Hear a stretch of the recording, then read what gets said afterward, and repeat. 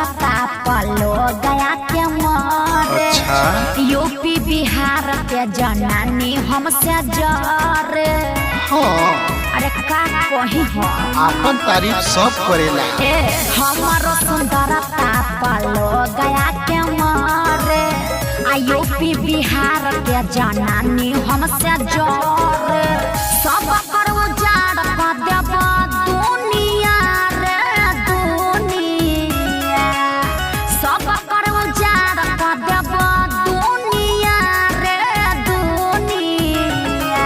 अरे कौन ऐसन काम तू कइली भइली बदनाम रे बंगलिनिया। अरे कौन ऐसन काम तू कइली भइली बदनाम रे बंगलिनिया। तहरा का दिक्कत बा?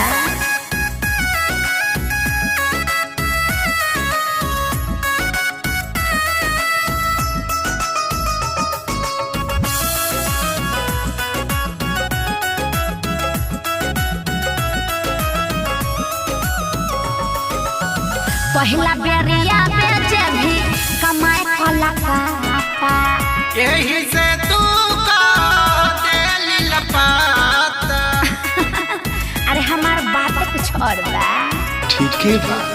पहला बेरिया बेचे भी कमाए कला काटा।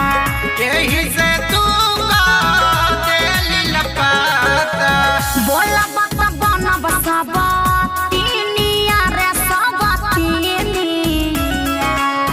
बोला बात बनब सब तीनिया रे सब तीनिया। अरे कौन ऐसन काम तू कइली भइली बदनाम रे बंगलिनिया।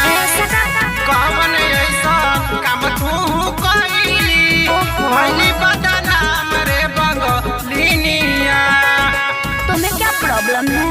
हमके ना सब करा के बाबू।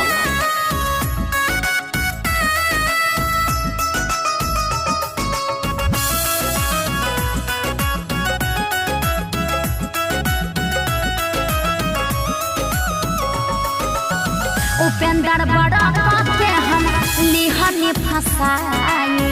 यही से का सोचली भी कसो के बोलाई। अरे मौजूद तो मिली अब ना। उपेंद्र बड़ा के हम लिहनी फसाई। यही से का सोचली भी कसो के बोलाई। हमारा के बुझा जन नाचनिया रे नाचनी। ना हो हमारा के बुझा जन नाचनिया रे नाचनिया। अरे कौन ऐसन काम तू कइली भइली बदनाम रे बंगलिनिया। अरे हटो ना। अरे कौन ऐसन काम तू कइली भइली बदनाम रे बंगलिनिया। अरे खाली लीव लाभ कोई नहीं है।